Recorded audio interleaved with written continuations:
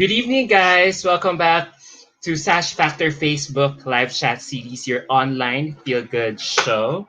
I am Adam Henado, and I am ready to take you to another wonderful episode about pageantry. So, for tonight's guest, she made history as the first woman from her country to win the Miss Supranational crown. And she's almost halfway through her reign, and so we decide to catch up with her right now. Who she is, let's find out. Please welcome, I love my life, Miss Supranational 2019, Anntonia Porsild. Hi, Antonia. Hi. Hi. Sawadee from Hi. Thailand. Sawadika. Oh my God, I still have to get the right intonation to pronounce that word. Hi, Hi, Antonia. How are you? How have you I'm good. been? I'm very good, actually. Thank you so much. How are you? How's everything in the Philippines? Still the same. We still Mm. haven't actually beaten the curve. Oh no. COVID-19 cases are still rising. I'm so envious of what's happening there in Thailand. You guys are almost COVID-free, and Yeah. your country is about to open Yeah. its Yeah. international airports. So yeah, Yeah. there's Well, still so wish you much. all the best. There's I heard still you so guys many still have curfew. Yes, yes. Yeah. I still at 10 p.m. Cases are still rising, and um, I don't. And at some point, this has to end. Yeah. I don't know what to think about anymore. I hardly read up the news. So yeah, it's so amazing. Thailand was able to successfully contain it. Yeah. We're There's something all about pretty Thais. shocked also. Yeah, you guys are so disciplined. You guys really obey your government there. Everything that your government has been telling you, you all follow it to the letter. Yeah, So, we do our yeah. best in So, the unit. Yeah. yeah. So, uh, you know, uh, you're halfway through your reign. You were crowned last December, and now it's July. Yeah. So so many things we only know little things about you. Like you were crowned, you were the first woman to be the Miss Supranational from your country. Other than that, we hardly know anything about you. So I would like to, because this is a perfect opportunity for us to really get to know you at a better light. And Yes. so I would like to ask, was it really hard for you to grow? Was it really hard growing up in Thailand after relocating from Denmark? Because you're half Thai and half Danish, right? So, Yeah. because I'm sure the culture and views are totally opposite. Yeah, definitely. I actually grew up. So I was born in Thailand. But after I was born, we were moving around a lot, and I actually did most of my schooling in Vietnam. Um, but coming back to Thailand was I mean, it's almost like coming home, which was nice, but there was a lot of adjusting that I needed to do in terms of mindset. Like sometimes you can't really think like a Western, like you were born in Europe. So it was a lot of adjusting, I'd say, but all in like a positive way to kind of get along with everyone. But I'm very grateful that, I got to know my culture more in terms of like the people as well and like their way of thinking. Being mixed race, you have the ability to represent either Thailand or Denmark. So I would like to ask, what made you decide to represent Thailand in an international pageant instead of Denmark? Honestly, I felt like I don't want to say I'm more Thai or I'm more Danish because I do feel that I am like the best of both worlds. Like I do get an equal amount of both cultures from both my parents, but I do feel that I'm able to represent Thailand more because of the fact that I've lived in Thailand, so I feel like my mindset is more Thai and I speak the language, and in order to kind of like be accepted as a representative of your country, you kind of need to have these basic like checks filled, and I had never lived in Denmark, maybe for a year, and I don't speak Danish, so I didn't feel like I would be the best representation or best representative for Denmark. And of course, I wanted to do my best and be the best that our country had to offer. So that's why.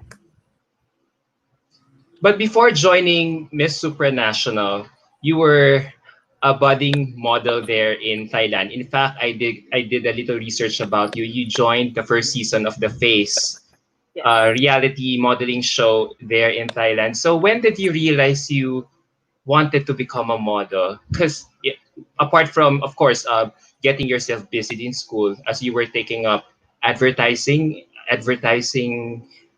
uh, course in Stanford University. Yeah. When I was doing the face, I was still in high school in Vietnam. And I didn't really know if modeling was what I wanted to do, but I kind of got like a glimpse of it because I did a lot of advertisements when I was a kid, and I just felt like maybe I wanted to try it out, so I just gave it a go. But at that time, I felt like maybe school was something I should focus more on, and then if I still have an interest in modeling, I can pursue it after I graduate high school. Mhm. So you were still based in Vietnam then, but you had to go to Thailand to do the face. Yeah, every Friday Yeah. evening I was the flight out to Thailand, and then every Monday morning I was in the first flight out to Vietnam and straight to school every week. So how was it like? How were you I able to think as balance a both? 16-year-old, it was very stressful, especially because I was doing the IB curriculum. So there was a lot of pressure for school and having to focus on, being in a competition and getting my grades like good. It was very stressful for me at the time. So I'm actually glad that I got out when I did, because I don't think I would have focused as much or put as much attention and energy into school if I had stayed longer. Hmm. Was the face really your first major exposure to the world of modeling and fashion? I think it was my first like real exposure because I didn't really know what to expect. I didn't know that this is what it took, or this is what we have to do to, be in the industry. So I would say it's definitely my first real encounter. So, because you placed 10th or you placed ninth during the show, and for someone like that, for someone who plays first, excuse me, but I am just getting distracted by the background noise. For someone, is it coming from my end? The background, I think it's your microphone. it's my microphone. Yeah, I think so. Are you sure? Wait. Let me leave the studio again, and I'll be back a bit. I'll just try to fix this. Okay. Okay. All right. Okay. All right. Let me fix this first. Let me leave. Hold on a sec.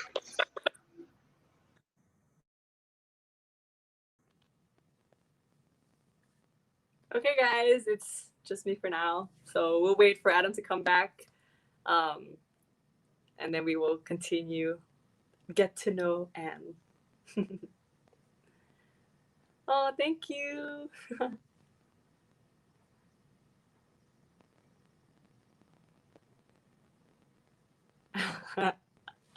I can actually see your comments. I didn't know that we could do that. Yeah. Yeah. Everyone could see you could see your comments, and he's really flashing it on our screen. So that we could- Yeah. So as I was saying, uh, we're how did you take the whole results during the phase? How were you able to get through it and still, push through with your modeling career? After the competition or during the competition? No, after the competition, like you already got eliminated, right? So instead of being disheartened, how did you still go on and and still still move on and really followed your dreams of becoming a successful model in Thailand? Hmm. Um, well, after I got out of the show, I didn't really continue modeling because I wanted to focus on my school. So I finished my high school. I took a gap year after I graduated to, figure out what I wanted to do, um, and kind of just take a moment to figure out where I wanted to go. And then I did my first year of university in Spain. And then I decided to move back to Bangkok. And then that was when I realized that maybe, okay, that's when I wanted to do modeling, because I felt like it, I wouldn't say it's easy to do it, because I know for a fact that it's not. But there were a lot of people asking me to try it out. So when the opportunity came, I just kind of tried my best. So for modeling, how did you get into pageantry? Actually, I didn't really know that much about pageantry until maybe 2 years ago. Like, I knew about Miss Universe, that it was like a big beauty pageant. I didn't know there was like Miss World, Miss International, Miss Supranational, or anything, or any other pageant. I didn't even follow like who was the winner. I just kind of knew about it. So then one day, my friend, she called me and she was like, "Hey, Anne, do you want to try Miss Supranational?" And I was like, "What's Miss Supranational?" And she explained to me what it was, and I did my research, and then I was like, "Okay, this actually seems pretty cool. Like how the organization portrays themselves seems like something that I want to try out." So it was kind of a random sort of opportunity that came up, and I'm somebody who, if a unique experience or opportunity comes, I will try and see how it will go. So it wasn't initially like my plan to join a beauty pageant. It was really by coincidence. What were your plans then? After coming out from that show, what was your plan before My joining? plan Was was it? actually Of course, just you said you to, did. yeah, I just wanted to kind of finish school, my bachelor, and then maybe continue to a master's, work like a normal person. I didn't really have like any goal of being in the modeling or entertainment industry at all. Okay, so of course, you won Miss Supranational Thailand on your first try, and eventually won the international pageant months after. So, a lot of people are still convincing you, now that you're a title holder, a lot of people are still convincing you to join other pageants, right? Other Yeah, international pageants. How do you feel you are still getting that kind of reaction from a lot of Thai pageant fans? yeah. I get it really often, and I'm really grateful that they want me to go further and keep representing our country in the best way. But I feel like me myself, because I didn't initially plan to join a beauty pageant, and Miss Supranational also being one of the big five beauty pageants. I'm very happy with my success as being a title holder. And I think that right now, the most important thing for me to focus on is my reign as Miss Supranational and how I want to make the most of it. So I'm not really focused on any pageants as of right now. Which is a good thing. If I were you, for sure, you would want to focus your time and Yeah. energy in making the Miss Supra pageant brand be strong, grow stronger, and more powerful in the world of pageantry, right? So yeah, I think Miss Supranational is really, a good, it's a growing pageant Yeah. from Yeah. For since sure. since its inception 12 years ago, it has been growing steadily. It has been getting popular. So yeah, there's really a huge potential for that for Miss Supranational to really even go bigger, you know, in the near Yeah. future. So I think it's I I I I get that you want to focus more on making the brand grow in other parts of the world, right? So I noticed ever since you won Miss Supranational, I noticed that you are very guarded with your privacy. You take your privacy very seriously, and you're really not much active on social media. So when you won Miss Supranational Thailand, you became a public figure whose life was really under a microscope right away. So did you have a hard time adjusting to your new fame? At the beginning, I did because I was always being told, like now that you are in the public eye, you have to be more aware of what you're doing, whether it's online or in public. Um, and I kind of just told myself that as a public figure, you don't really have much privacy because everyone is always looking into you or into your life. And I'm grateful that people, they want to look at what I'm doing and everything about me. Um, but I also feel like, especially because of that, privacy is really important because it's something that I think we take for granted, and something that we don't usually get so much.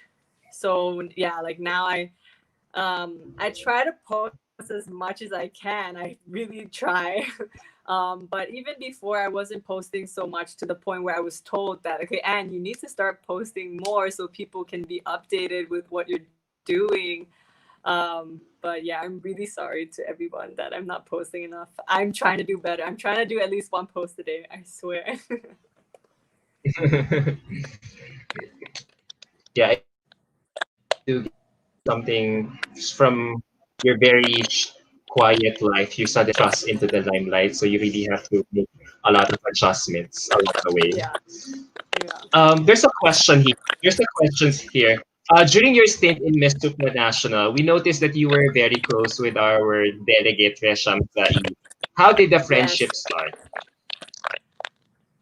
Honestly, it started with a very sarcastic joke that I made at the airport towards her. Like, it wasn't a negative joke, it was kind of like a sneaky, sarcastic comment to a joke that she made.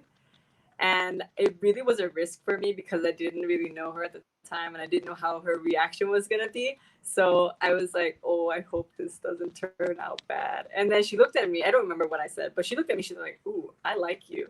And then since that day, we were inseparable. Everything we did together, if we were late, we were late together.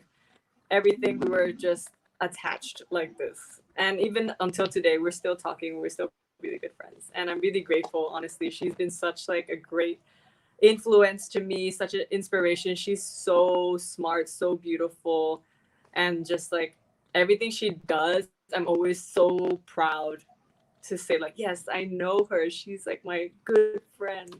So thank you for sending her to Supra, because if it wasn't for you guys, then You would not have met her. I would not have Bray.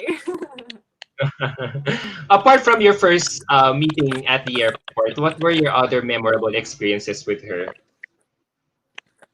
Honestly, every day was a different memory with her. Like, we were always making really funny jokes, and usually jokes that nobody understands because our humor is really dry. And if you don't know our personalities, you would think that we were not joking when we actually were. So some people kind of got the wrong idea sometimes. So we had to be really careful with our jokes. But another, oh my gosh, I can't even like pick one. I can't even think of one right now because the one thing I can remember is the video we made of us in the mirror. Oh where we were yeah, like I pushing. saw that. That was so funny. Yeah. Yeah, that was actually really, really funny, and we took it as a joke, but I think some people took it a little bit seriously, so it Yeah, needed some yeah, back. literally. But in the end, it was a joke, and like it's okay. And there was also one time during like the bowling that was filmed, the bowling session. Yeah, that was a lot of fun because she was bowling in her heels. The miss that she is, she won't take off her shoes. Actually, I think at the end she took off her shoes, but she was very queenly with her bowling. Yeah, it was really funny. She's so much fun. Yeah, I really like the fact that even after the pageant is over, you still maintain your close friendship or ties with her. I even watched your Instagram live with her where you guys were poking fun at each other. She was making you eat Yeah. spicy Korean noodles. Oh my god, that was so spicy. It was And so funny. actually, yeah, in Poland, I brought like a bucket, not a bucket, like a pack of roasted chilies, and she ate all of it like it tasted like nothing.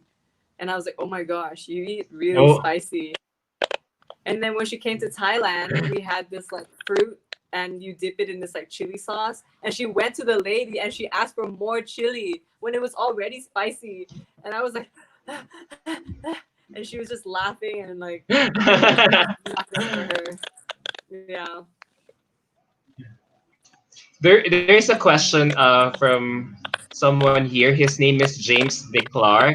He's asking, I watched a story from Ray and you do something to call your friends. Can you do it? Ha ha ha ha ha.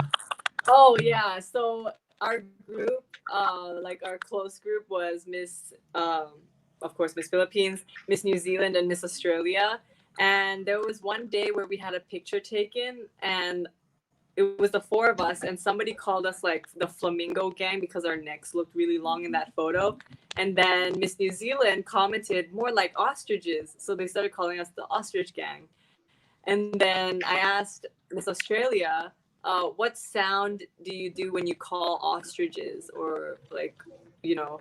So she said, it's ooh. So we were like, okay, let's try something. So now every time we couldn't find each other in a crowd, one of us would go like, ooh, and then the rest of us would put our arm up like this so that we could identify where they were in the crowd, and then they would run towards the person calling. But yeah, that's pretty Mm, much where it originated from. And I think if you watch like the finale of the Miss Super competition, yeah. you can see all of us kind of put our arms up at the end. Yeah. Oh, you guys really have a close bond. You know, Resham is really such a character. Yeah, it was really like a You sisterhood. Yeah. So, as we all know, it was a golden year for the country for your country in beauty pageants last year.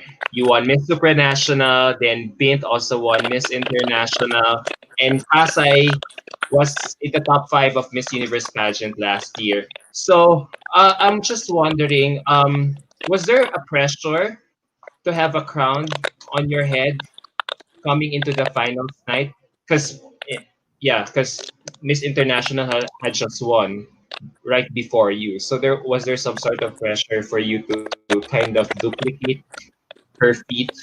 Um, there wasn't any pressure from the fans or from anyone back home, but I kind of put the pressure on myself because I wanted to make my country proud, of course, like everyone else.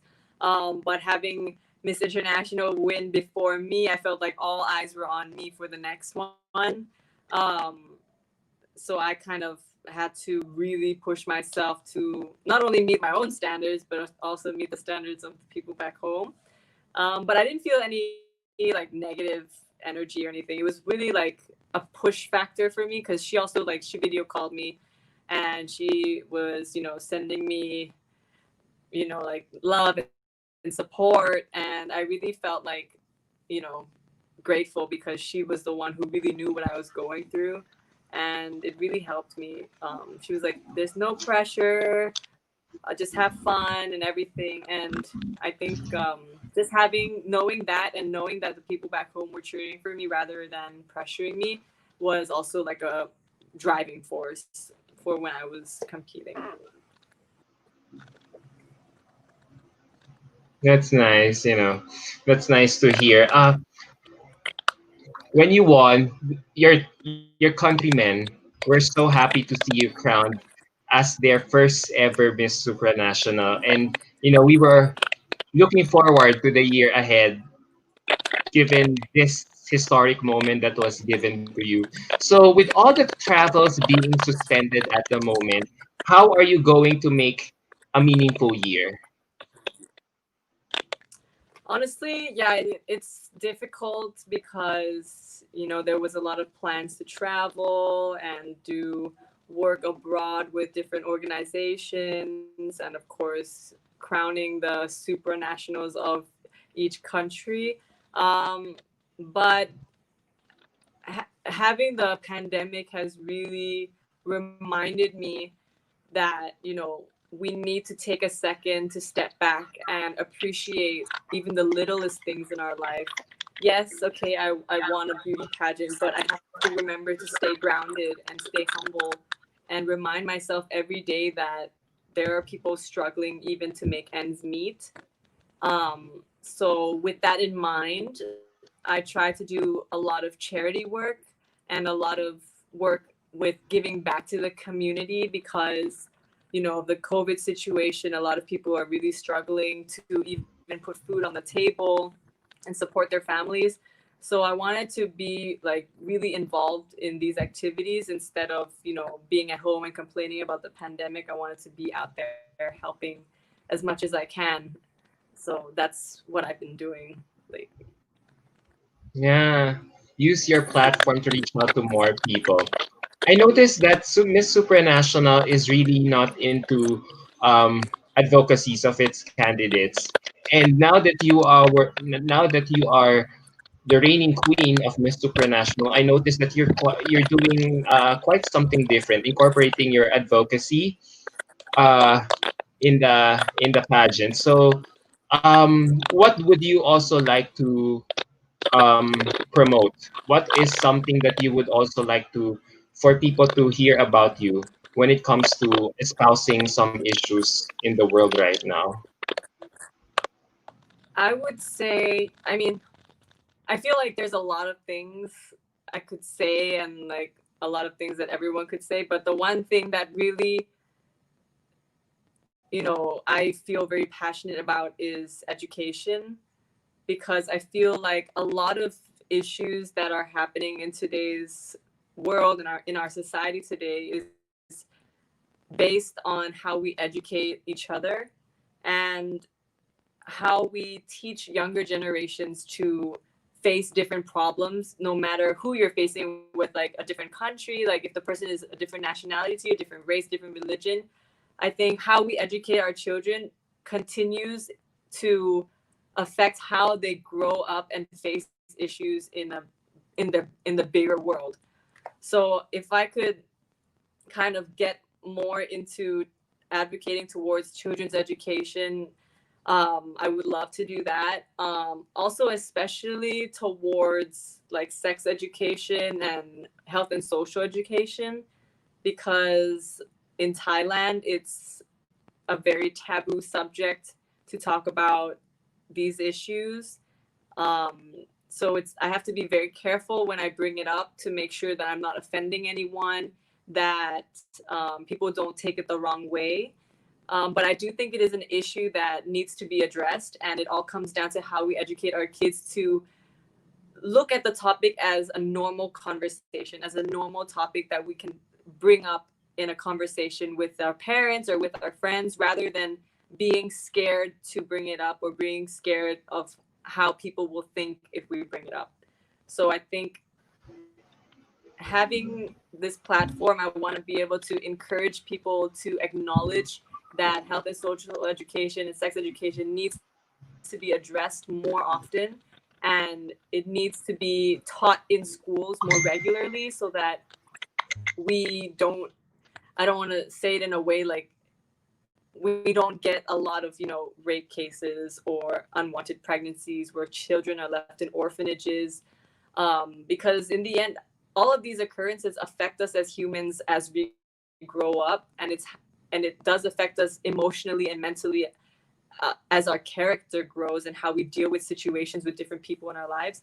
So in the end, I think education is the base and the fundamental of everything. So if we can kind of get more into it than just providing people with,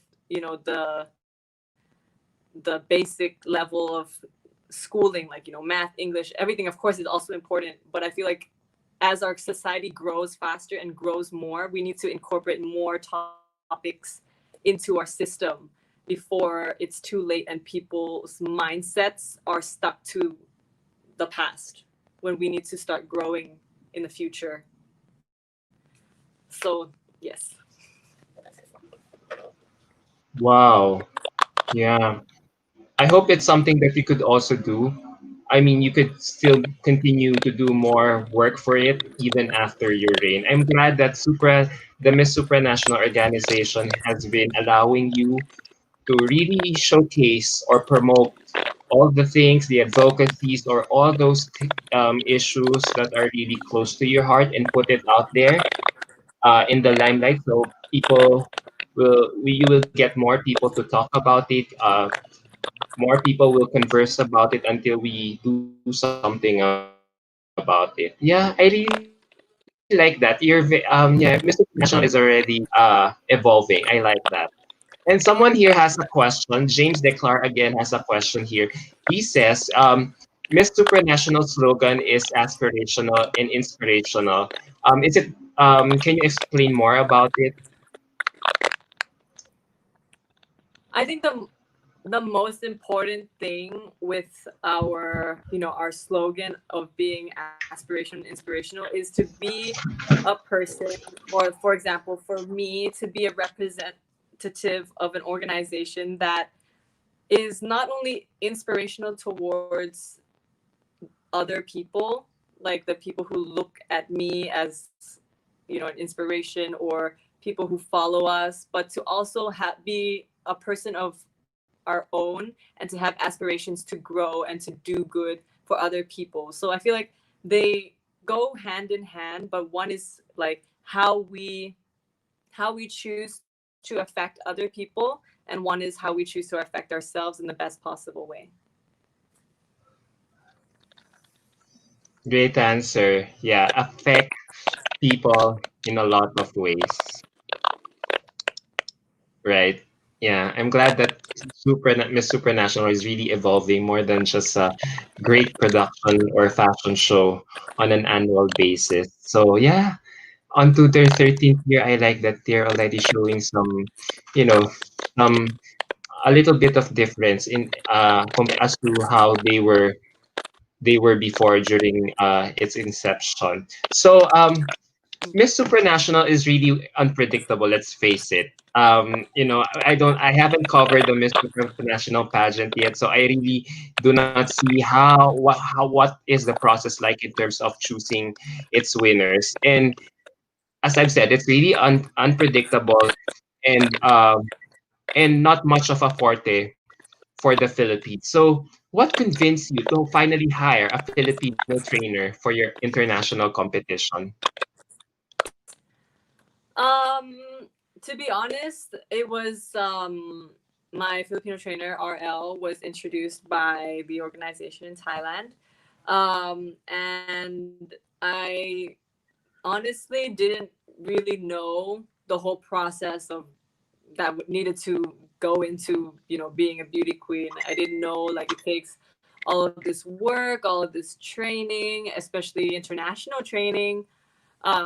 So I was actually really grateful that RL was able to come to Thailand and help me like really in the Mm. best way. Uh, yeah.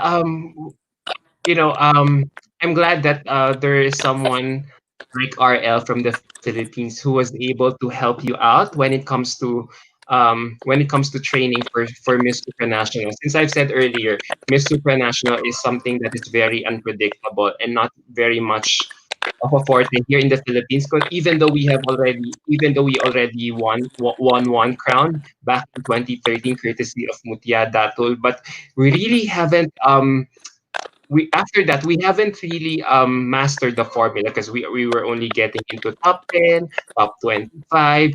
So what do you think is Miss Supranational looking for in a winner, and what is it really? What does a Supranational represent or its advocacy?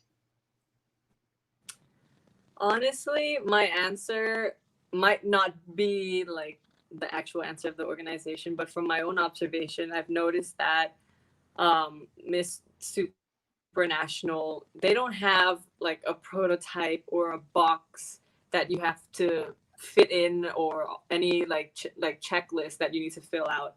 I think the most important thing that Miss Supranational looks for is who you are as a person, whether you're kind, if you're grounded and humble, how you approach different situations, how you react to different situations. It really focuses on who you are as a human being, rather than, you know, whether you fit a prototype of what a beauty queen should or shouldn't be. And I think that's the reason why every year there is a different look, a different person as a title holder, because there's you can't you can be beautiful, like my answer, right? Like you can be beautiful on the outside, but if you're not beautiful on the inside, it won't take you as far, right? So if you're Yes. beautiful inside and you're true to yourself, and all of these qualities that you have, it can clearly be seen on stage. It can be clearly seen during the 3 weeks of the competition, and I think that's the most important quality that this Miss Super organization looks for, rather than, okay, we want person with this measurement, this height, like, yeah. Oh, and also in terms of like advocacy, I feel like there's not one advocacy that the organization wants to follow, because every title holder is so different. We're so diverse and so unique from one another that they don't want us to all do the same thing, because we're not all passionate about the same things, right? So actually, it was the first question when they asked me after I had won is, what do you want to do? What do you want to do with your title? And we will do anything that we can do to help you, push you towards your goal. And that really opened my eyes, because I thought that, like you said, like I also thought there was one advocacy that they wanted to like push me towards, but it really depends on what the person, like the title holder, wants. And they're just really supportive, as long as you're a Mm. good person and you're true to who you are. Ooh, I learned something from you tonight. Yeah. So Miss Supranational doesn't really have that solid advocacy. They just allow the girls uh, to have their advocacies on their own, and once they win, they just allow these girls to continue on their respective advocacies. Yeah, it's really Mm. more about supporting advocacy of the title holder, because we work so hard to follow with our advocacy from the beginning of our national pageants, that it wouldn't really be fair if they just told us to stop and do something else, right? So I think it's really all about support and really giving that platform to branch out and to reach more audience about your already existing advocacy. I'm learning from you. Now I have a clearer, better idea about Miss Supranational. So, with what you said earlier, that you have to be beautiful inside as well as the outside. So, is it something that RL also taught you during your training with him? RL definitely taught me that you can't you can't fake it. You can only fake it for a certain amount of time before they will know who you really are. So there's no point faking it at the beginning. but actually, one of the big things that RL has helped me with is my mindset and how to approach the pageant kind of, how do you say, like the pageant world, like how to answer my questions, like how to structure my thinking in a way that is clear and direct. Because when before I would answer my questions all over the place with all different branches to different stories and different this and this and this. But he has really helped me with like my mindset and how to be more clear and structured.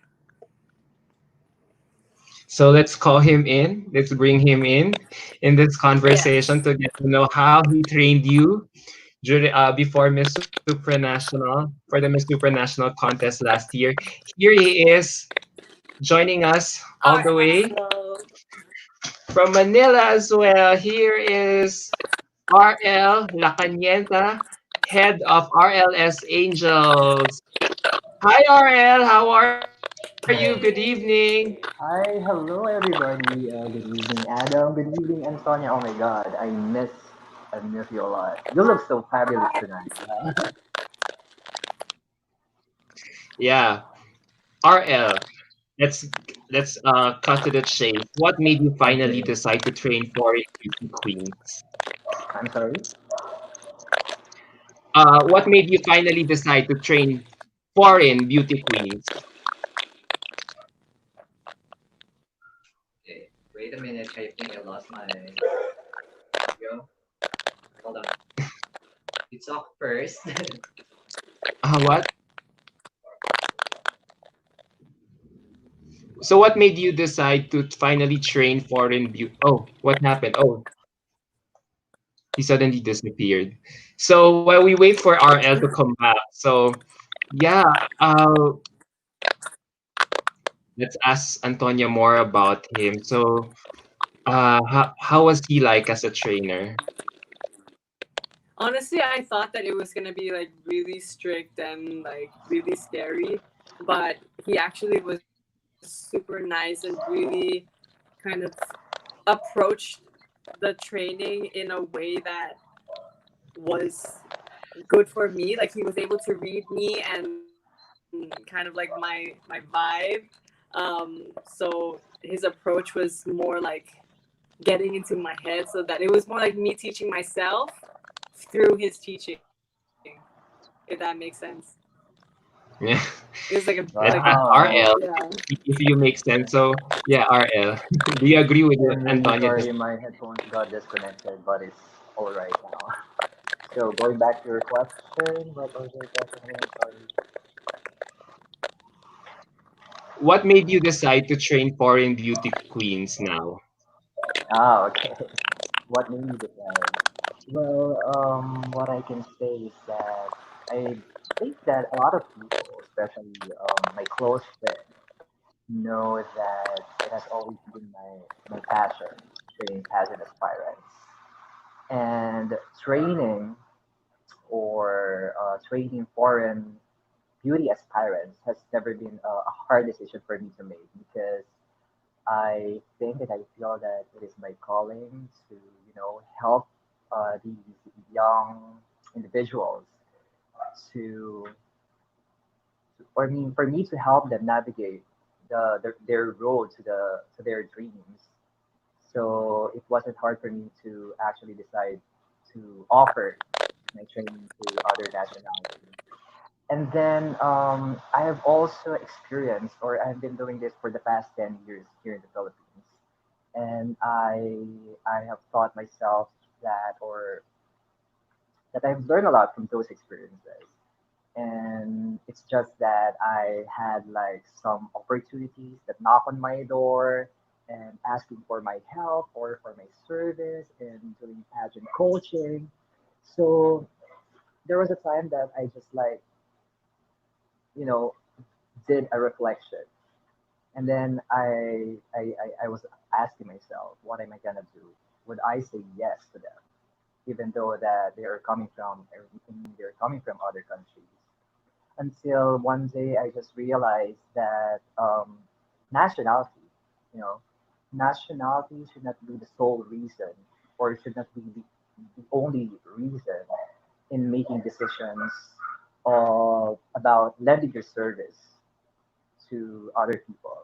I just realized that regardless of nationality, I believe that no one should be deprived of proper training or proper coaching. So yeah. Was Antonia your first international client? Oh no, she wasn't the first. Actually, before Antonia, I had like experience training other pageant aspirants from other countries in Australia. It was in 2014. So I had like two girls from Australia that I trained, and then after 2 years, I've also trained some pageant kings from other countries. So both of or I mean, some of them competed for Manhunt and also what pageant is that?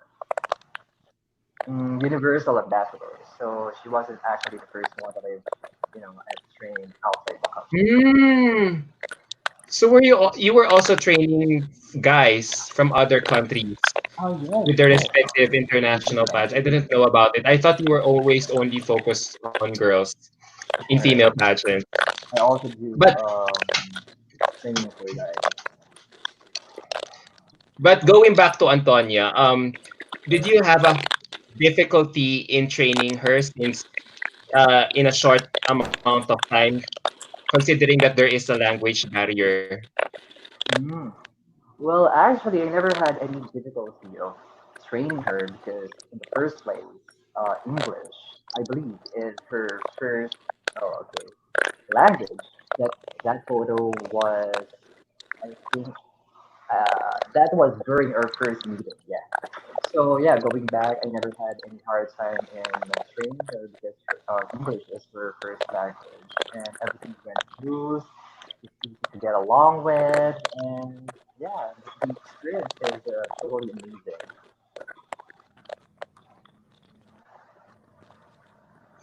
So I'm curious to ask, how did the successful relationship begin?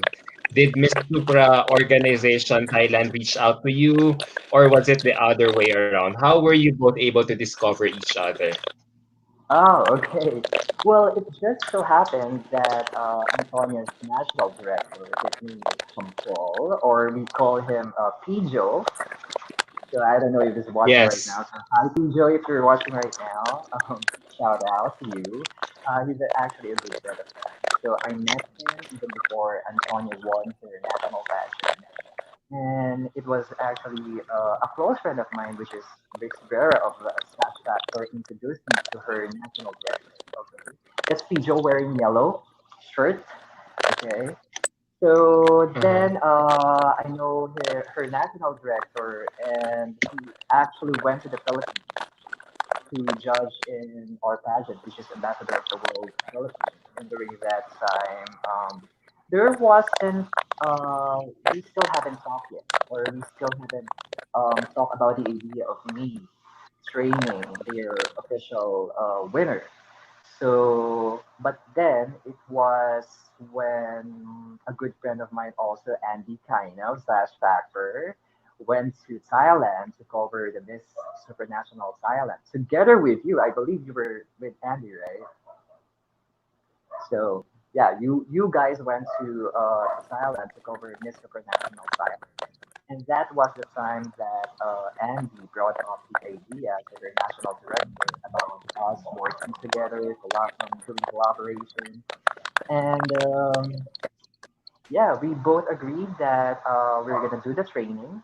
So the initial plan was they should be coming here in the Philippines to to do the training, but unfortunately, due to some hectic to some schedule conflicts, they were not able to push through. So I was like pretty sad during that time because I'm really excited to meet her, but then it didn't push through. But then in November, there was like a sudden or last minute decision or last minute talk that I will be or I need to go to Thailand to actually train one of another friend for another pageant. and that is also the time that I reached out to her national. Can you still hear me? Yes, yes, I can. I Okay. can still hear you. So that was a time that I told her national director that since I'm going there in Thailand, then why might as well train Antonia at the same time during our spare time. So the rest is history. I remember that day. I remember that day. Yeah. Yeah. It was really it wasn't really part of our plan to interview Antonia, because at that time that we were about to leave for Thailand, she had just been crowned. And Sir Campo reached out to Andy if we could interview her, Antonia, at the very last minute. So yeah, we figured we still had a few hours to spare before going to the airport to catch our flight. So that's where how we met Antonia. So everything fell into its right place. So yeah, that's where I met Antonia for the first time, and her national director Joe Campol. And I even remember when I finally saw Antonia for the first time, I immediately told Antonia, you know what, Antonia, you look like Filipina. You look like a Filipina. Because she remembered me. She suddenly remembered. Remembered Shamsi Sup Sup in her I because of the way how she looked. Yeah. So, and I didn't know that Medyo she young. was half. Or she was a happy. I didn't know. I thought she was. All I can remember telling Antonio is like, "Wow, you look like a Filipina. You could pass off as a Filipina representative." And she just took it well. Like she took the compliment. Yeah, well, so yeah, that's where we Of hit it course. off. So yeah. And I was showing Antonia, hey, this is Shamsi. This is how she was styled in Miss Universe. I was showing her some YouTube clips about Shamsi's Miss Universe performance, just for her to get an idea about her styling, because from the way I understood, Antonia, if this is right, you had no background in pageants apart from Miss Supranational Thailand, right? So I was telling her, oh, probably this kind of wavy curls will look good on you, would look good on you on stage if ever. So you might consider this. Yeah. So I'm curious to ask, what preparations did you do prior to training with RL, Antonia? Um, Prior to training with RL, I had training from the team back home as well, um, where they would train me how to walk. Well, because my walk before, like at the beginning, was like a robot, so they kind of taught me to use like my body more like showing my personality through my walk. I also had like vocal training and like public speaking, not in a way of how to speak in public, but how to use my voice to speak and send different messages, to approach with different emotions. Um, yeah, so it was a lot of mostly the typical training, but RL definitely taught me. I think the biggest lesson and the most important one was how to answer questions. And I think RL also was like starting to get a little bit annoyed with me that I couldn't like figure it out fast enough. But yeah, he really explained it in a way that I feel like he really adjusted his teaching method to be able to make it so that I understood what he was saying, like with diagrams and everything. And in the end, I understood it like really well. And actually, when I was answering the question, I was thinking about you. I was thinking about like, okay, you need to do this, this, and this when you're answering the question. I said, okay, just keep it, answer the question first of all, and then do the steps afterwards. So I really kept it in my head a lot because I know, like what you said, when I answer questions, I'm always kind of drifting off. So I really had to kind Right. of focus my my thinking. I'm glad you were easy. You were. It was so easy for you to adjust to RL's training method. So RL, what were the dynamics of your training? What were the dynamics of your training with Antonia? Well, actually, I can say that we really have like a good chemistry working together. You know, like me as a coach and her being a student, and everything went fine. It's really smooth. And the first time that we met, we actually clicked already. And since we were given around 4 to 5 days, I believe, 4 to 5 days of training only, we already, started doing the modules. We had like a pep talk already. I tried to get to know her as much as possible because this is where I'm going to get what I'm gonna teach her based on her personality, based on her behavior, based on her experience and personal background. So everything is fine. The dynamic is really good, and she adopts to my modules really fast. And yeah, I'm really happy that she's a quick learner. Thank you. Mm-hmm. I got a good teacher. uh, kapong kap. Hey, glad to. Oh, Antonia. So for Antonia. Blessing. And what was your first impression of Antonia Oh, which one? upon meeting her? Oh, okay. My first What aspect impression. of Oh your my god. training? Oh yeah.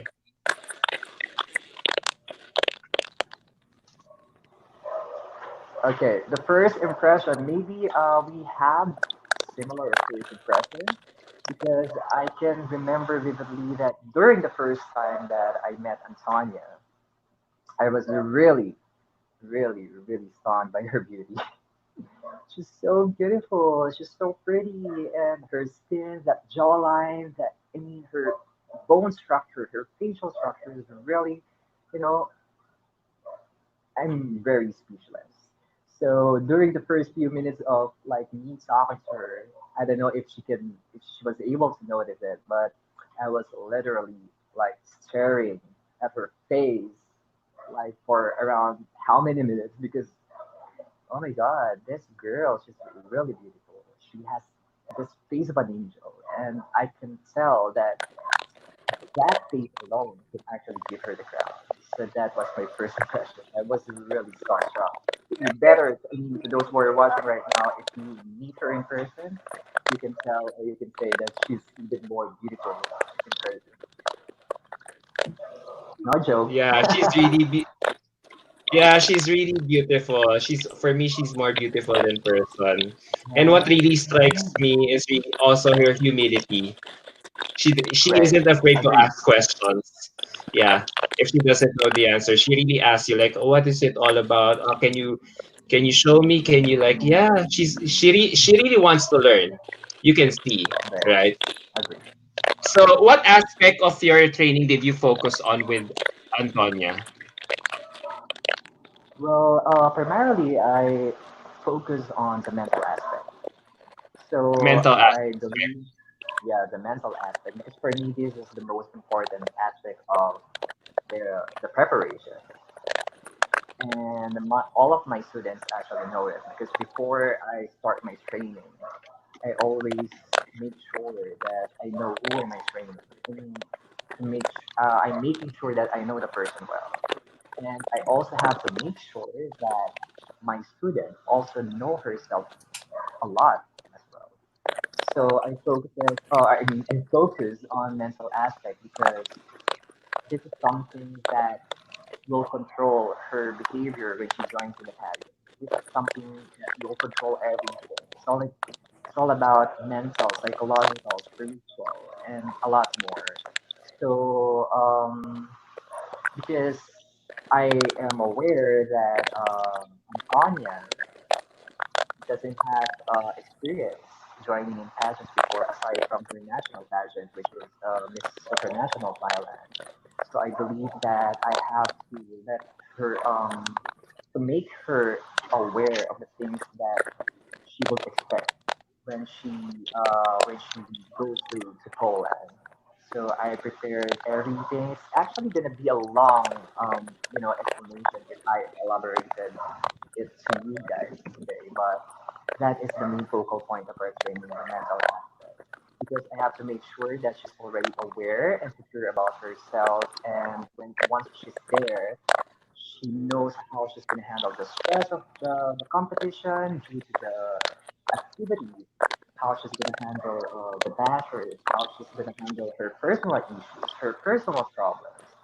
What if she feels so stressed? So if those things are actually important in a candidate, because if you have a weak mental state, then definitely in the middle of the competition, you will just you will feel defeated and would not be motivated to go on and push for the crown. So that is something that I really keep on pushing her to do. Yeah, mental aspect. Yeah, I agree on that. She was able to during her competition in Miss Supranational. She wasn't.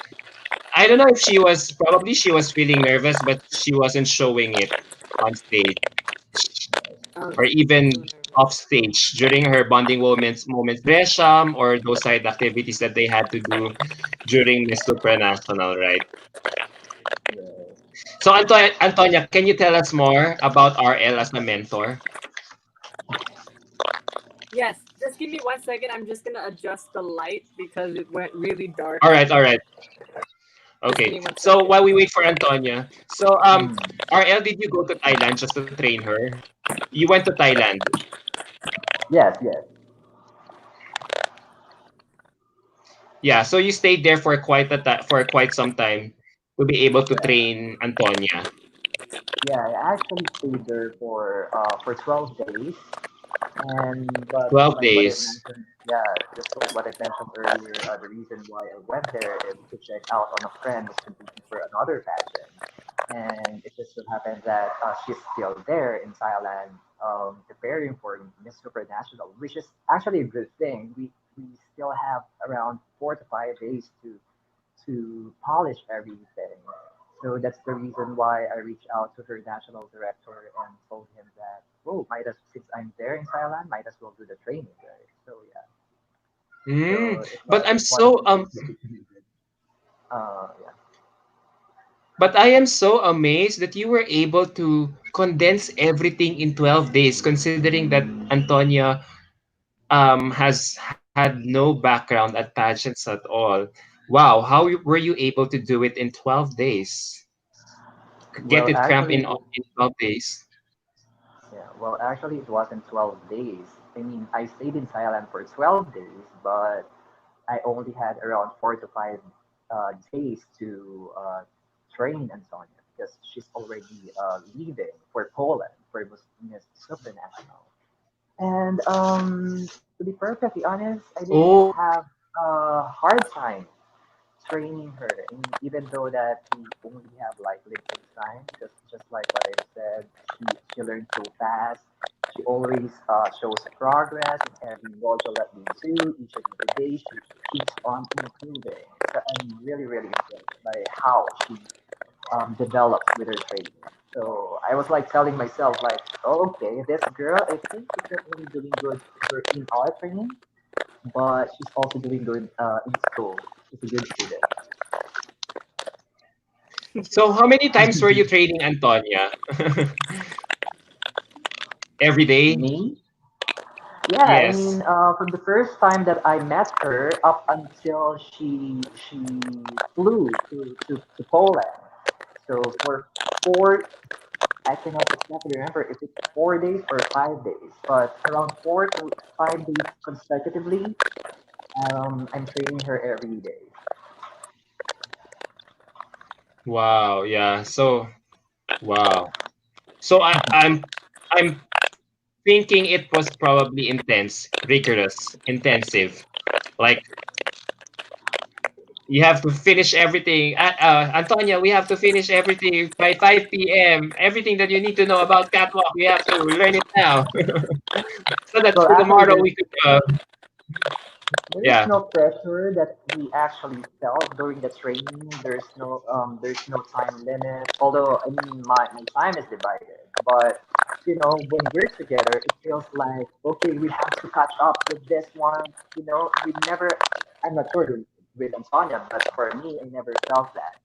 So everything was like very smooth. The transition of each module is really smooth, and there was never like a pressure on our part that I mean, everything is fine. okay. Antonia, how was RL as a mentor? Can you tell us more about him in terms of train as a trainer? Of course. Well, at the beginning, I was actually really nervous because, like, my national director was saying, he flew all the way from the Philippines to train you, da da da. And so I felt a little bit of pressure to kind of not let my national director down. Um, and initially, my thought was he's going to be so strict. I'm going to get my butt kicked. But actually, when I met RL, he was so nice, and there was this like energy from him that like was so heartwarming. And it's actually so much better to have a trainer that is like this because it makes you want to learn. And I think that's the reason I was always really, trying to get more involved into the training because he made it seem like he also really wanted to train me. And I think when you're in that environment, it also motivates you. So his way of like how he approached the training really helped me like mentally and emotionally as well because the moment like we started talking he could tell that I was like insecure and that I was always second guessing myself, so he really tried to help me get out of my shell, and I really felt appreciated and like someone really wanted to help me. So I'm really grateful for that. And of course, like I said, answering the questions was, I say it, I'm still repeating it because it was really a big part of the training that helped me the most because I had no idea that in the training there was all this, structure and into answering the question. And it really, really cut it down from like this to like this, but this being the most important points that you had to share. So I was really, really happy to be able to be trained by RL. And honestly, I'm so grateful that you were there to help me because if I didn't get that training for answering the questions and changing my mentality, I probably would have approached the competition much differently. Did you hear that, Oh, RL? yeah. Oh, thank you so Um, much. I'm blushing. Mutual Admiration We Society. are Now, all Antonia, starving. yeah, Antonia, there's a question here from our viewer. His name is Ronald Dennis Reyes. He asks, now, given with everything that you said, being trained by a Filipino trainer, would you recommend Thai women aspiring? Would you recommend Thai women aspiring to become beauty queens to undergo pageant training by a Filipino? Um, I wouldn't say that, if you want to be a beauty queen in Thailand, you have to be trained by a certain type of nationality. I think it all is based on preference. And everyone from every country has their different ways of training, has their different approaches to pageantry. And I don't think that it should be fixed for one group of people to train another group of people because, I mean, it's all about, how do you say, like, I don't think I don't know how to say this actually. I think if you're happy with who you're being trained with at the moment, you shouldn't like change your training method because someone says that you have to do that. But if you feel like your training, um, you like another person's way of training better, then you should definitely go for that. Like if I'm training with person A, but like RL, I like RL's training method better, then I think it's just coincidence that he's from the Philippines. But if the other person is maybe from, I don't know, Malaysia, then I don't think it matters as well, as long as the end goal is the same and you both want to achieve the same goal. That's the most important thing. Right. I like that. Yeah. As long as you have the same objective, yeah, it doesn't matter. Now, RL, I want to ask, what's the difference now that you've trained a Thai beauty queen, a successful Thai beauty queen? What's the difference between training Thai and Filipina beauty queens beside the language? Are Filipina and Thai beauties, are Filipina and Thai beauty sensibilities or aesthetic quite similar? Mm. Well, my comment about that, having experience in both Filipino queens and Thai queens, I can say that there's not much of a difference between the two, considering that are both of them come from a country or a pageant crazy nation. So when I compared both of them, there's nothing much of a difference. They What I just have observed are more on their similarities. So they are very passionate. They are very they always put their heart into the training. So because Thailand and the Philippines, it has a lot of a lot of pageant aficionados. So same goes with their queens or with our queens. There are also a lot of pageant aspirants or pageant queens who are really passionate about pageants. But if there's only one thing that I have observed, if there's like a very tiny difference between the two, I think I can say that well, maybe Filipinas are known, or we can always see that our queens are they're very friendly, they're very outgoing, and they can get along with others easily, you know. But now for the Thai queens that I have experience working with, they're actually friendly. Don't get me wrong; they are friendly, and they are one of the they are actually the sweetest girls in the world. But during your first encounter, they're pretty shy or quiet. So maybe it's because of the language barrier. But when you get to talk to them more, that's the time that they will be comfortable, and you will really appreciate their very sweet and kind personality. So that's the very tiny difference that I have observed. Noticed. But I'm glad Antonia wasn't shy during your first encounter with her. She was. She was. She Ah, really okay. quiet. I was like, she was So feeling that like, okay. So was her shyness one of those things that you need to work on with her during the training? And I would like to ask, what was your apart from the mental aspect of the competition, what was your game plan for Antonia leading up to the Miss Supranational contest? right, okay.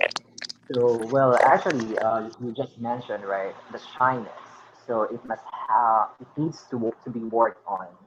And regarding the game plan, it wasn't that much of it wasn't it's actually not complicated. So the game plan is for her to just simply show her real authentic self. I mean, her real self. So I actually told her that she needs to just show her personality. And during the first time that I met her, when during the first hour of conversation, she was pretty timid and quiet. But upon learning to get, or I mean, upon getting to know her more, I actually told myself that this woman has a lot to offer. So this woman is a woman of substance. And when you get to talk to her,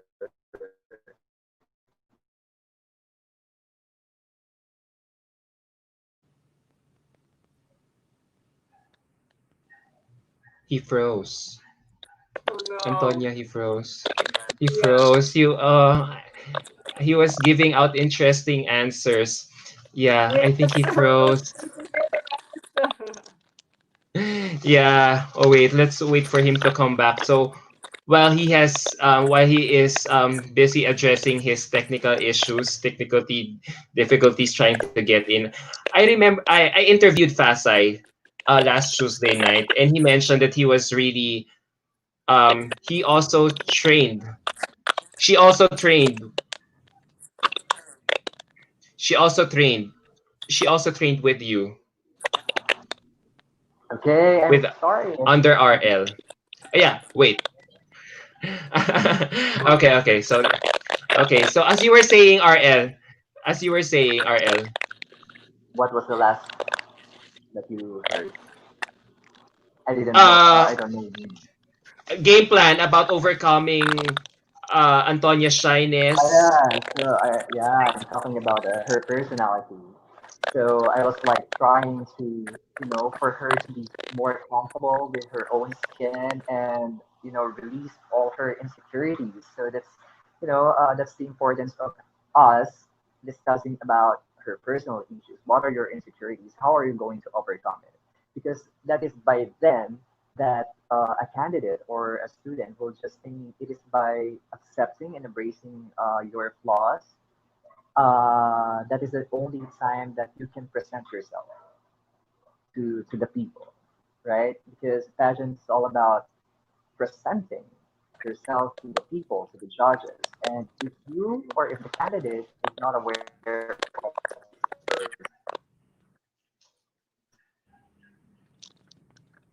He froze again. Oh no. He froze again. Oh no. Is it really our internet in the Philippines that's causing this problem? Antonia, I'm so sorry for the lagging, for the delay of our of our of my and RL's Wi-Fi. As much as I want to get this conversation smooth sailing, I just don't have the powers to make everything smooth.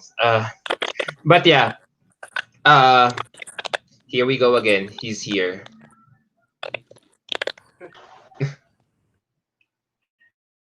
um I'm so sorry Yeah, guys. it's okay. It's okay. I'm also experiencing the same thing. Yeah, going back to Antonia's personality.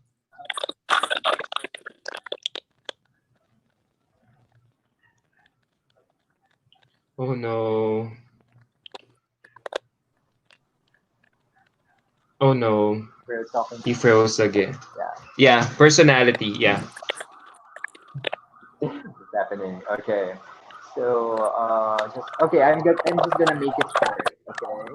Because based on my observation, even though that I never had like any experience of training a girl competing for a supranational, I just observed that the organization is looking for someone who has or who can show authentic personality, someone who's outgoing, someone who's fun, you know. So that is the game plan. So I just told her that don't be afraid to just show your personality, your fun personality.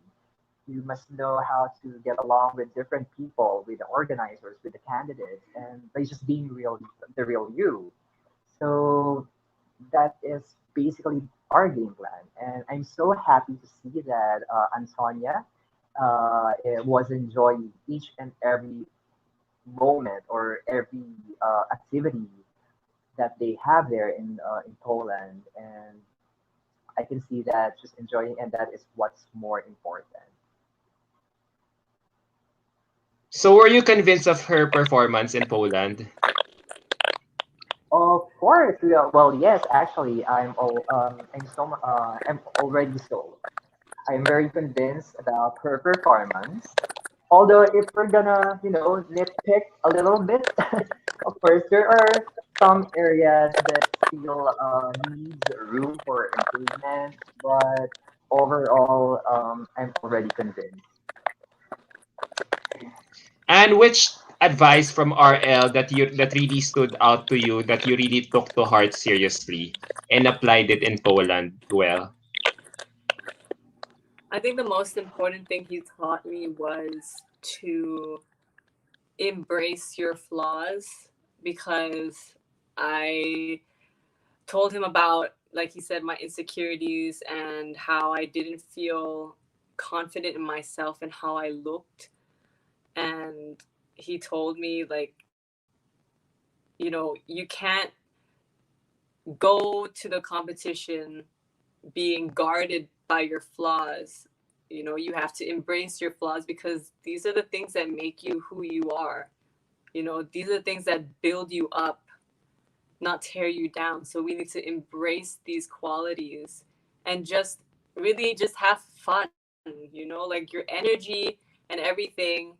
Just think about what you want to achieve, what you want to do on stage, and do your best, and just forget about everything that makes you insecure, because those are only obstacles that you have to face, and you need to think about how you're going to overcome them rather than the fact that they're pushing you down. And this has honestly, like, I even remember the conversation I had with RL, because when he was asking me about insecurities, I started crying. Like, I almost started crying, because it was such Mhm. like an emotional topic for me. And it really helped me, because on that stage, on the final night, the only thing I told myself was, you know what, you've come this far, and there's no point trying to bring negative energy onto yourself. The only thing you can do now is do your best, put in 100%, and just have fun. I mean, you're gonna be walking down in a bikini anyways. There's no point being insecure now, right? So just be proud of what you have, and just show them what you got. I mean, it's easier said than done, but it was definitely something that took more than just one night to, do. What was the most challenging part of your training with him? I What think is it one tip or was advice that definitely the letting go of my insecurities part, because I feel like this was a very big issue for me before I met RL, and it was something that I had never really accepted or kind of allow. Like, it was always an obstacle for me that I was facing, and I never really looked at it as something I should embrace.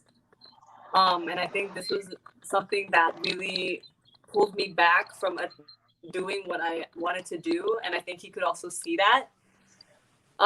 So I think the biggest challenge was getting over that and kind of accepting that these are flaws that were created by my past. And in order to move forward, I need to grow, and I need to accept that, this is part of who I am, and I should be proud of it rather than bringing myself down.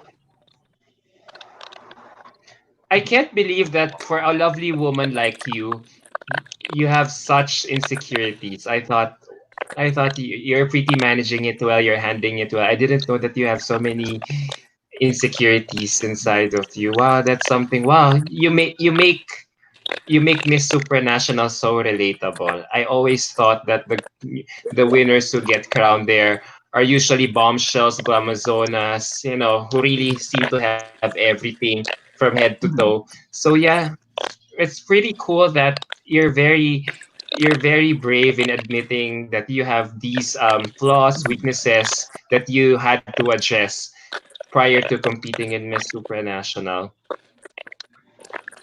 I think that it's more than, being brave. I think it's something that everyone goes through. We all have insecurities that we sometimes don't want to face, or, that we face every day that we can't seem to get over. And I don't think that because I'm a beauty queen, I don't need to show that, because I am still human. I'm still like everyone else. And I also face problems like everyone else, like my own insecurities. So I think the best way to embrace it is to encourage other people to do the same. Because what good is me having the platform and the title if I can't use it to the best of my abilities and influence other people positively? There's a question here. And prior to joining the local supranational contest, did you consider other local pageants What made you join Miss Supranational? Like I said earlier, I only knew about Miss Universe, so I didn't really plan on joining any other pageants. Also, because I felt like I wasn't really ready to join Miss Universe. Like the image I had in my head of Miss Universe was more mature, more older than me. Like my way of thinking, I felt I was still very young. Um, so I felt like I wasn't ready to join Miss Universe. And when I read and did research about Supra, I felt like this was like a stage or an organization that I could relate more to, especially it being young. And every year, even though it's a young platform, young organization, every year it's growing and evolving with how our society is growing, and that's also pretty much me, what I'm doing as well. So I felt like I could relate more to Miss Supra than Miss Universe before I joined. Speaking of Miss Universe, RL, I interviewed Fasai. RL and I interviewed Fasai last Tuesday. This is for both RL and Anna. I interviewed Fasai last Tuesday night, and she admitted, she revealed that she also trained with you, RL, prior to competing in Miss Universe. So with Anne, and she trained with Anne at the same time as she was training for Miss Universe. So I'm wondering, how did you adjust to training both girls for two different pageants? Because someone's also asking here. Ronald Reyes has also another question. Is there any training required for a specific international pageant? If so, what are these? Is there any training? I'm sorry. Is there any training? Is there any training required for a specific international pageant? If so, what are these? Or he has follow-up question. Okay. Are the pasarela walks from Miss Universe and Miss Supranational the same? Or are there differences on how candidates should perform or walk? Okay. Well, for me, I mean, I'm speaking for, I mean, only for myself as a trainer. I don't think that there is like an exact training for a specific pageant or an exact general or standard training for all of the girls. Because all of them are actually different. And even though that um, each pageant is actually, okay, hold on for a moment. You hear me? Yes, yes, we can hear you loud and clear. Hello? Yes, yes, we can hear you loud and clear. Okay, so because I think my headset is already has a low battery, so let me just go on. So as what I've been saying, there's like even though that each pageant or each organization has their own prototype or some characteristics that they're looking for, but my approach in terms of the pageant training has always been more leaning into customized training or the customized approach. Because just like what I mentioned, each individual is different. So each one of them has their own personality. Each one of them has different coping styles. Each one of them has their own strengths, weaknesses. So you must really have to personalize the training according to their personality, according to their coping styles, and according to their pageant expertise. Some of them already have experience joining a pageant. Some of them doesn't have any experience at all. So there is no exact kind of training. So what I always do is to personalize, get to know the person first, analyze what her strengths are, and polish the strengths of that girl and try to analyze what her weaknesses are and try to improve on those. So from there, that is the basic. That is where I actually start the training, and from there, step by step, so there's no exact method or formula because everyone is different. So there's like a whole, a total, there's no, what do you call it? There's no exact formula for everyone, and that is, I mean, I'm speaking for myself as a trainer. I don't know with other trainers, but that's actually how I do it. So what you're saying is that your approach is personality based, more on how the individual's personality is. I'm sorry, I cannot hear. Let me just go back. I'll just So what you're try. saying is okay. Okay, speak. Hi. So Antonia, while we wait for him to come back, so it's interesting to note that his approach is more individual based, personality based, instead of getting the whole pageant prototype thing shoved into your training. Like, okay, this is what Miss Supranational is all about. They really want someone who walks with very full of personality, someone who walks like this, like that. But when I'm I was so blown away with what he said, that he's more into customizing his training plan as to what that girl really needs in terms of what she still has to do leading up to her pageant assignment. Yeah. I've always thought it's the other way around. Like the girl has to adjust what the pageant is looking for. Mm. Right? Right. So Yeah. yeah. So this is why I wait, he's trying to get in. So now I get why your training was very successful. He let your personality shine. RL, we were talking about your approach in training the girls. So it's more individual personality based instead of the other way around. Agree. Yes. Yeah. Wow, that's good to hear. It's good to hear. So, were you always in touch with each other during Miss Supranational? How were you supervising Anne even from abroad? Well, we actually communicate through our line application, you know. So I always check on her each and every event or every activity, and I always give a feedback on what I have seen, these from the photos. And although since I know that there's a different time zone between the Philippines and Poland, yeah, sometimes she gets to reply back. I mean, it takes a long time for her to answer back because I also know that they're also busy with their activities. But yeah, we are talking through line up.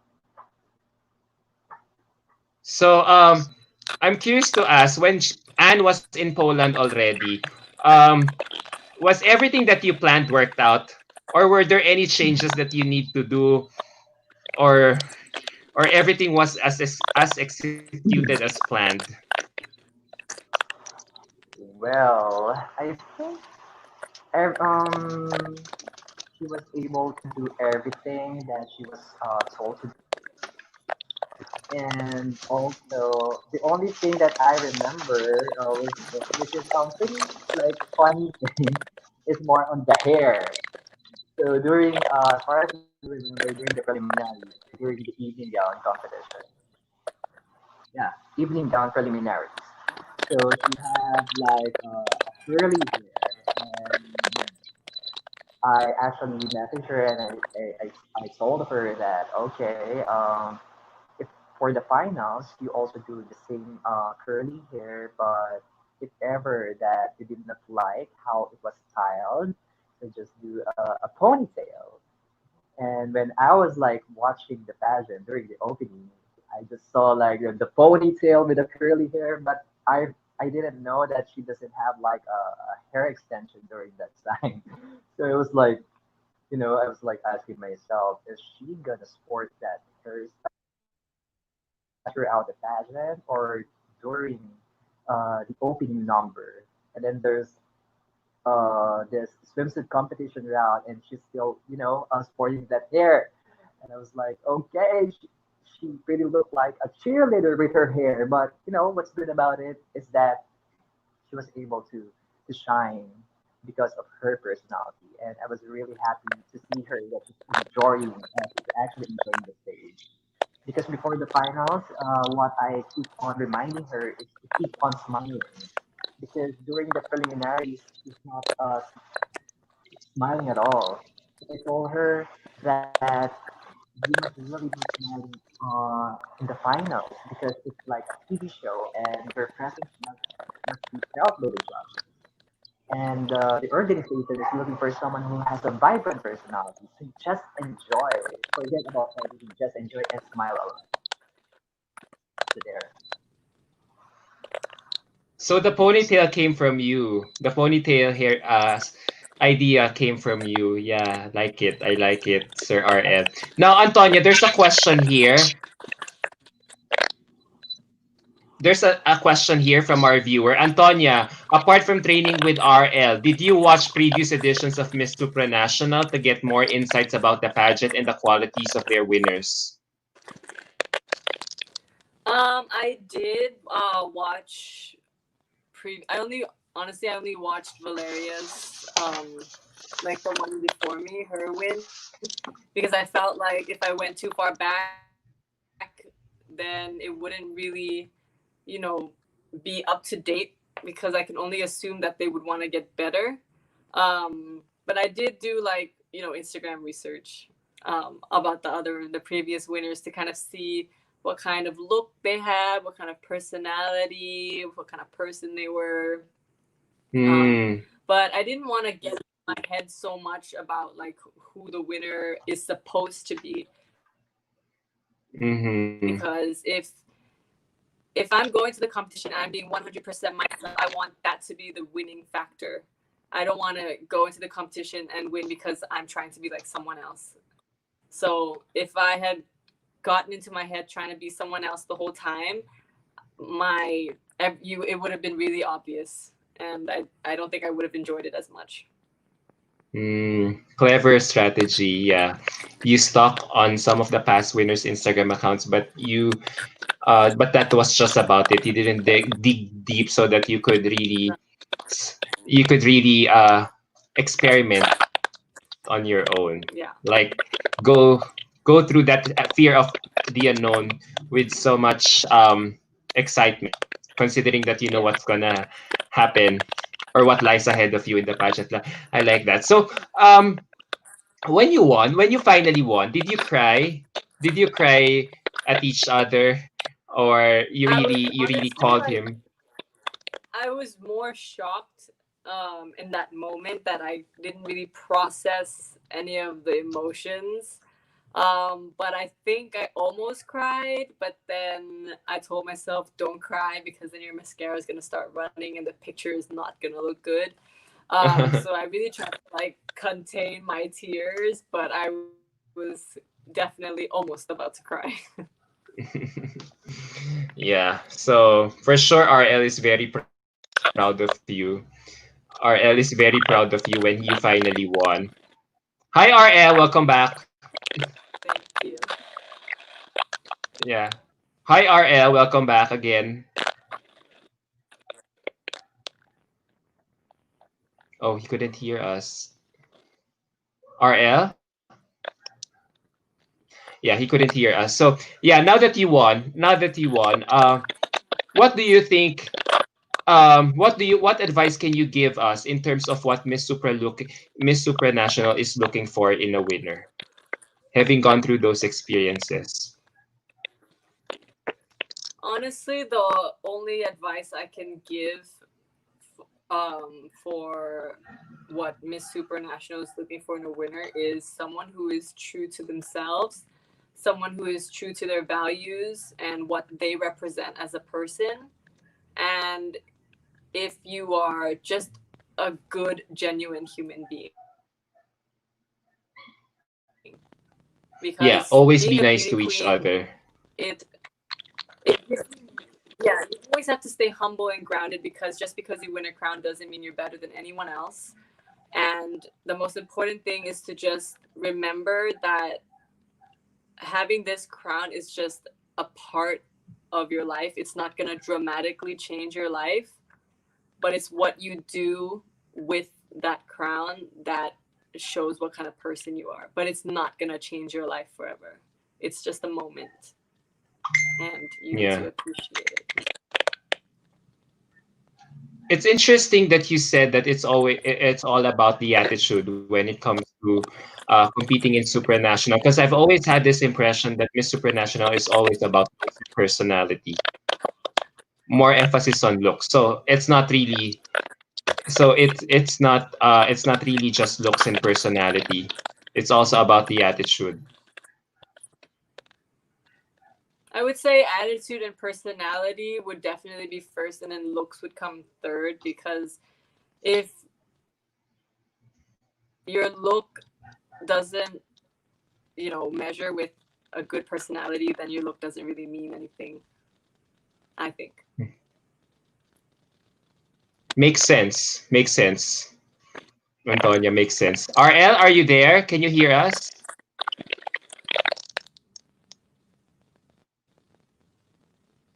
RL, can you hear us? Can you hear us?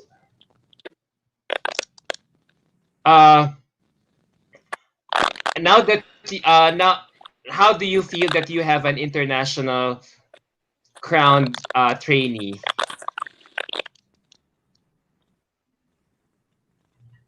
International crown training. Well, of course,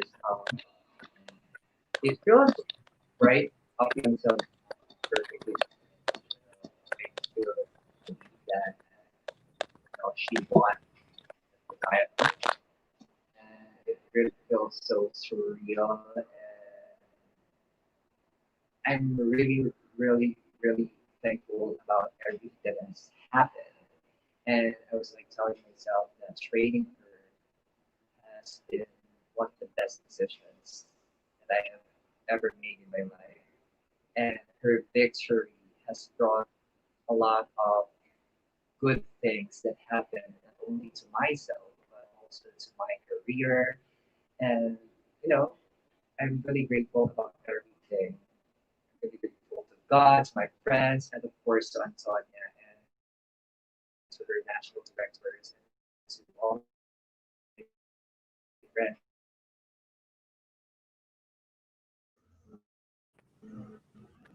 Yeah, yeah, RL. Yeah, RL. Now that you have proven, now that you both have proven that neighbors, Philippines and Thailand to be friendly with one another by sharing our skills in pageants. Do you think this could be a trend or likely to be continued by Thai beauty queens in the near future?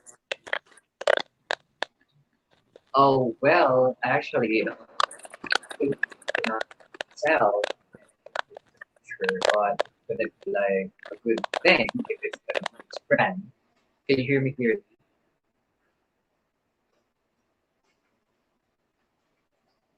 Okay, like it's gonna be a trend that Thailand and Filipino fans are, you know, cheering for each other. They have good relationships together, and they're being friends with each other. So I really hope that what I mean, my relationship with Antonia and also with Thailand can also bring together the fans from Thailand and Philippines because I've been reading a lot of petty fights that these two you know teams are really having a cat fight in different pageant work. But it's really understood. It's really given because this is pageant, and they have their own bets. But I think it's gonna be an amazing thing if they are really supportive or cheering for each other. I agree with that. I agree with that. Oh, there's some questions for you here coming in from our viewers. RL, Will you be training future Miss Supranational Thailand winners from now on? No, there's no plan about that yet, but I would still love to. But right now, we still can talk about it. So, Someone's asking also, RL, are you a one-man training camp? How can you be contacted for pageant training? well, if they want to, if they're interested to trade, like they can always send a message either my personal Facebook account, which is RL Lacanienta, or our Facebook account, which is RL Angels, or our Instagram account, which is RLS Angels. So, Hmm. There's another question here for RL. RL, do facial expressions of candidates during their performance need to be trained or practiced prior to the pageant? I mean, does it matter whether the candidate smiles or give their fierce look on stage? well, it actually doesn't matter what kind of expression does the candidate shows on stage, but as long as it fits their personality, then they can actually do whatever expressions do they want to show on stage. But of course, trying and learning to the different kinds of expression is also nice because pageant is entertainment, right? So you must have to show your a different character, so it actually adds flavor to your performance. Last few questions before we wrap this up. Anne, now that you are Miss Supranational, are there any chances Thailand will host Miss Supranational in Thailand in the near future? Because Thais are really one of the amazing hosts of pageants in the whole world right now. I really, really hope so. It would be so amazing to be able to crown the next Miss Supranational in my own home. And like the previous one where they did the Miss Universe 2018 in Thailand, oh my goodness, I was in love with like the production, the music. It was amazing. So I hope one day that there will be a Miss Supranational hosted in Thailand. Let's pray for that to happen. Let's pray for that to happen. You know, anything is possible in this world, yeah. Who knows? You might be the bridge or the key between Miss Supranational Yes. and the Thai government to finally for it to finally come through, right? So last question. Oh wait, there's another one. From another viewer before we end this. Antonia, did you ever think you had a good shot of winning Miss Supranational? Honestly, no. From the first day that I got to the competition, I was like, you know what? I'll just come here for the experience. Like RL knows, like I'm very good at putting myself down. So that probably wasn't exactly healthy for me to tell myself that at the beginning of the competition.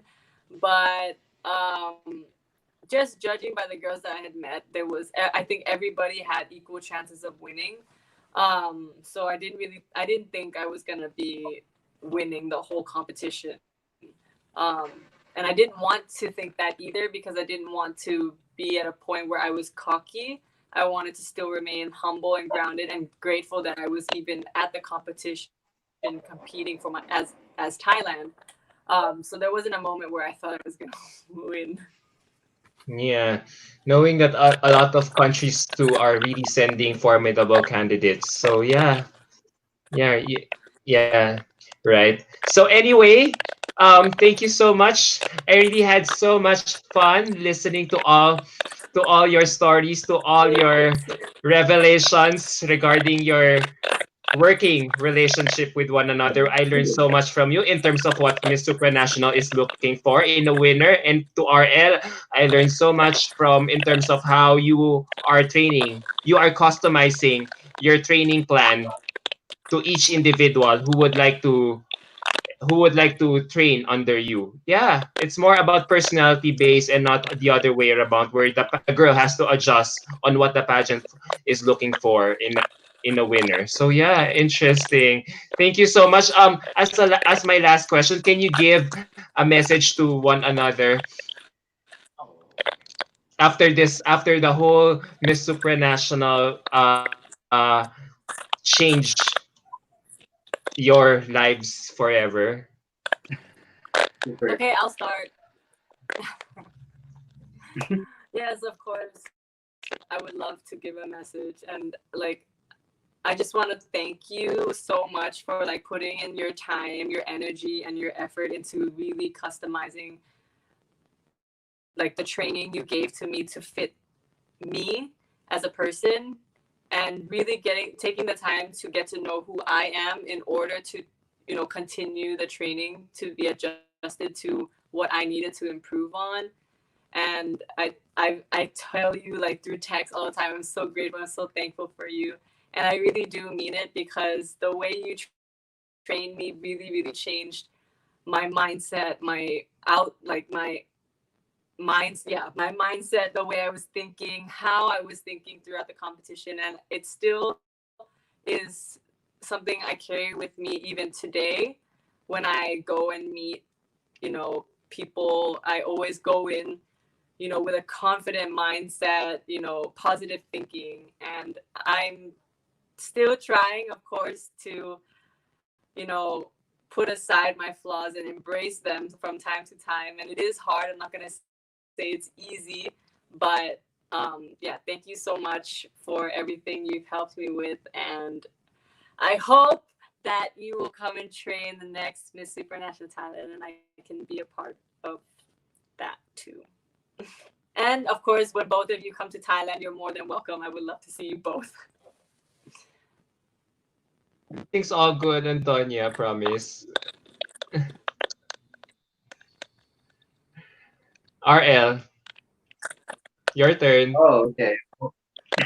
Well, I think, well, I have already told you everything. I've already sent you a message during after you won, right? So I believe that I have already said everything, and that message will always still be the same. But again, I would like to thank you as well for having represented. I mean, for representing me well as your coach. So I'm really glad and I'm really proud of what you have become. And I'm really surprised that all of the things that we have talked during the training, you can still remember, and you're actually applying it right now. Because to be perfectly honest, that's the reason why I'm doing this thing. Because more than the crown, I'm really so much after the self-development of my student. And I'm really glad that you have absorbed everything and applying it in your everyday life. So keep on doing that. Keep on, spreading positivity. Keep on being humble. I know you from the very beginning that you have a very humble heart, very kind heart. And stay grounded, stay humble, and I hope to see you soon. So thank you as well. Thank you for having me as well. So we're still waiting for you also. Thank Yeah. you. I want to cry for both of you. So Yeah. RL, would you follow RL, last question, would you follow Anne's advice to train her successor in Miss Supranational Thailand? Hopefully for a back-to-back win. Well, you know what? It's like what I've mentioned. I always open myself to anyone, no matter what nationality or which country are they coming from, as long as they believe that I can help, as long as they believe that I have the skills to train them and make them win, or maybe develop their career or whatsoever. Who am I to actually decline? So again, I'm really passionate about this. I'm really passionate about what I'm doing. So with an open arms, I would accept that responsibility again. Oh, did you hear that, Antonia? Yeah. On that note, thank you so much to the both of you for gracing our interview here on Sash Factor. It means the whole supranational to us for Antonio, for both of you for doing this interview with Sash Factor. We Yeah, I learned so much from both of you, to be honest. Yeah, because to be honest, I'm more of a Miss Universe fan. So talking to you both made me get to know Mr. and Miss Supranational organization at a better light. You don't know how much this interview is helping me out when it comes to looking for in its respective winners. All right, Antonia, RL, thank you so much. I hope you have a good night ahead of you. Thank you so much from the bottom of our hearts here in Sash Factor. Thank you also for having us. It has been such a pleasure doing this interview with both of you, and I hope there could be a repeat soon, probably December next year when Supranational Thailand is in full swing, or even Miss Supranational is happening, probably whether this or next year, to really to really talk more about Miss Supranational because it's such a promising pageant. All right, guys, take care. Stay safe and hydrated. See you soon when it's all good. Bye. Bye.